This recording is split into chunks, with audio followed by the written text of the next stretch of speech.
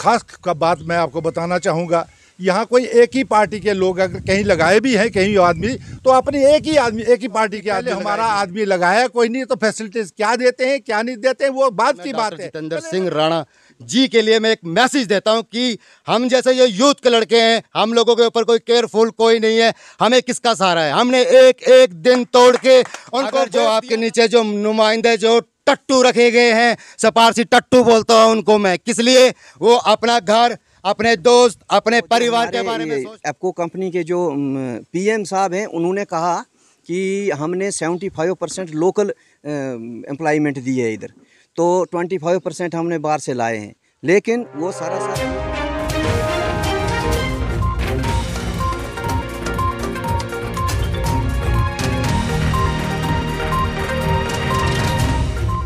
अस्सलामुअलैकुम आदाब नाज़रीन, आप देख रहे हैं उकाबिरू CN अपडेट और मैं हूं आपके साथ आपका मेज़बान शेख शबीर अहमद। इस वक्त हम मौजूद हैं डिस्ट्रिक्ट डोडा के ब्लॉक खलैनी के अंदर। नाज़रीन, आपको बताते चले कि ब्लॉक खलैनी में मौजूदा सरकार की तरफ से एक टनल निकाला जा रहा है, जो ब्लॉक खलैनी से होते हुए मरमत तो सुधमा देव निकाला जा रहा है। ब्लॉक खलैनी से जो मरमत तक का टनल है वो 1.5 किलोमीटर है तकरीबन, और इसके अलावा जो सुधमा देव का टनल है वो कम से कम 5.5 किलोमीटर के करीब है। नाज़रीन, आपको बताते चले कि ब्लॉक खलैनी के अंदर चनाब वैली वर्कर्स यूनियन यहाँ पर तैयार की गई है, और जिनके कुछ आला अहदेदारान यहाँ पर मौजूद है, उनसे ही जानने की कोशिश करेंगे कि आपकी क्या मांग रहेगी, क्या आप क्या कहना चाहेंगे। जी सर, आप क्या कहना चाहेंगे इसके? सर, आपका बहुत बहुत शुक्रिया हमारी बात रखने के लिए।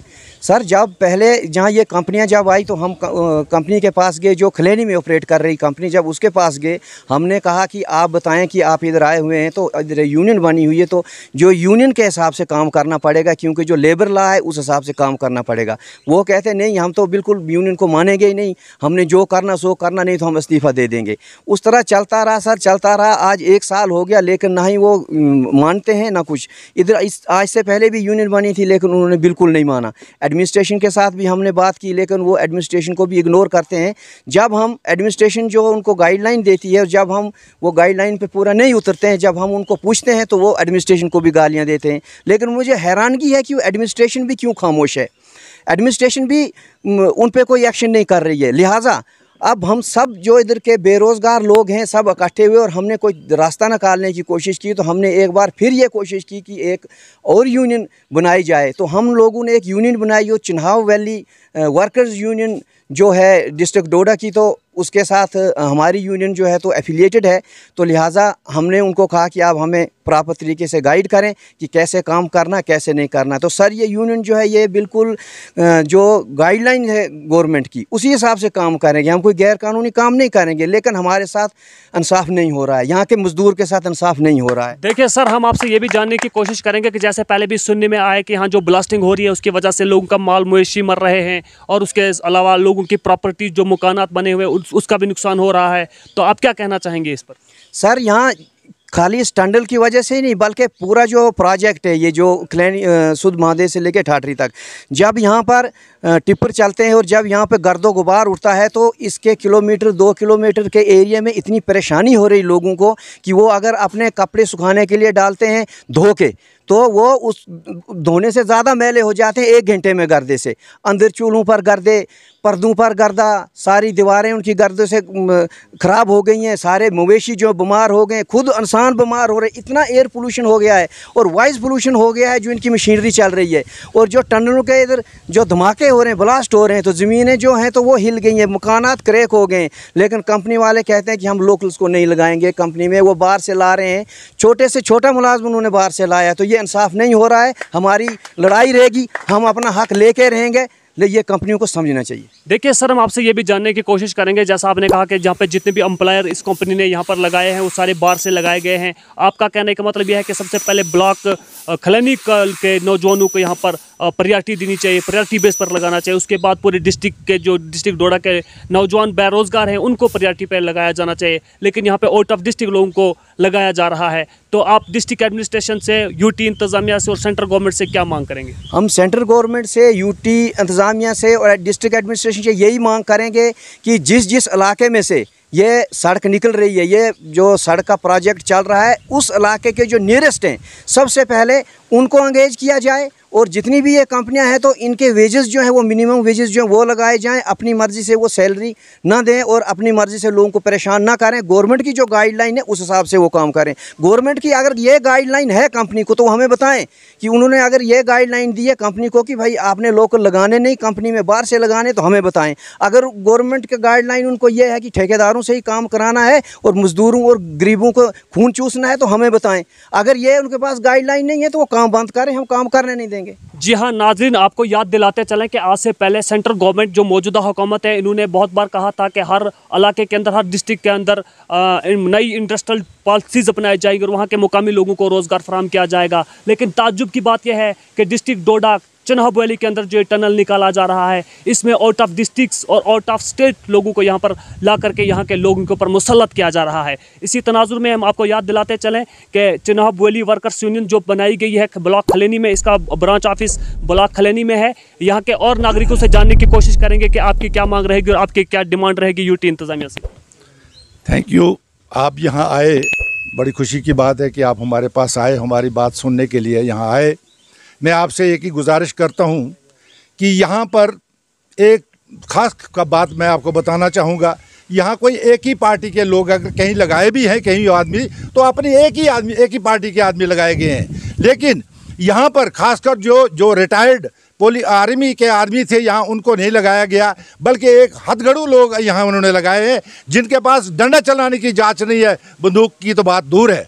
लेकिन मैं हैरान हुई है, इन्होंने हमें चाहिए था कि हमारे यहाँ लोकल लड़कों को लगाते, और हमारी पहली डिमांड ये थी कि ये टनल तो बनना नहीं चाहिए था। इस टनल की वजह से हमारा खलेड़ी गांव जो है खत्म बर्बाद हो गया, यहाँ का बिजनेस खत्म हो गया, यहाँ के लोग तबाह हो गए, बर्बाद हो गए, मजदूर बेकार हो गए, दुकानदार बेकार हो गए। दुकानदार आराम से बैठकर तंबाकू पीते हैं इस वक्त दुकानों पर बैठकर, कोई काम नहीं है। और इस टनल के वजह से यहाँ तो पहले होना चाहिए था कि भाई यहाँ के लोकल लोग, प्राइवेट, यहाँ के पढ़े लिखे नौजवान, जो पढ़े लिखे लोग जो हैं उनको यहाँ पर एडजस्ट किया चाहिए था। इन्होंने बाहर से, बिहार से, नेपाल से, कहाँ से लड़के यहाँ लाए और यहाँ उनको एडजस्ट किया। हमारे लड़के जो है वो बेकार दर बिदर फिरते हैं और वो आपस में लड़वाते हैं हमें। एक लड़के को ठेकेदारों के साथ एडजस्ट करते हैं और बाकी लोगों को बेवकूफ़ बना रहे हैं, हमें आपस में लड़ा रहे हैं। मैं इनको अभी अपील करता हूँ कि एडमिनिस्ट्रेशन भी इनसे होशियार रहे और इनको समझा दे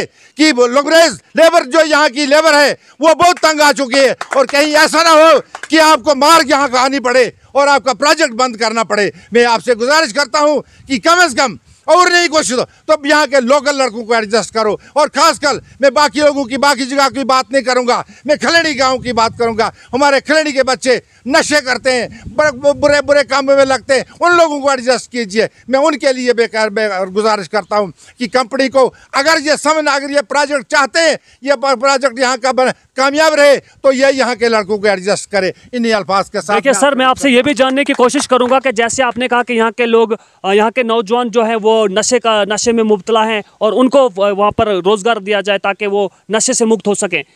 जैसे हमने सुना यहाँ पर कि यहाँ जो टनल निकल रहा है उन यहाँ के लेबरर्स को बुनियादी फैसिलिटीज़ नहीं मिल रही है, तो आप क्या कहेंगे इस पर? मैं इसमें ये कहूँ कि पहले हमारा आदमी लगाया कोई नहीं, तो फैसिलिटीज़ क्या देते हैं क्या नहीं देते हैं वो बात की बात है। पहले लगाए नहीं, हमारे आदमी लगाए, हमें पता चले कि हमारे लड़कों को क्या क्या चीज़ डाल के वर्दी देते हैं, बूट देते हैं, राशन देते हैं, टोपी देते हैं उनको, उनका वो मुंह का बंद करने का सामान देते हैं कि नहीं देते, वो हमें क्या पता, जब लगाई कोई नहीं हमारा लड़का।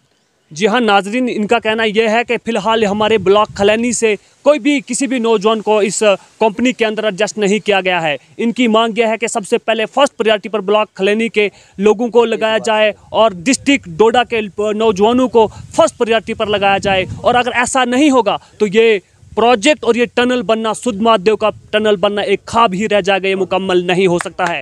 नाजरीन, इसी तरह से हमारे साथ एक और नागरिक हैं बात करने के लिए, उनसे भी जानने की कोशिश करेंगे कि ये युवा हैं और सोशल एक्टिविस्ट भी है और अवाम का की फलाह बहबूद का काम करने के लिए फ्रंट लाइन वर्कर हैं। इनसे भी जानने की कोशिश करेंगे कि आपकी क्या मांग रहेगी।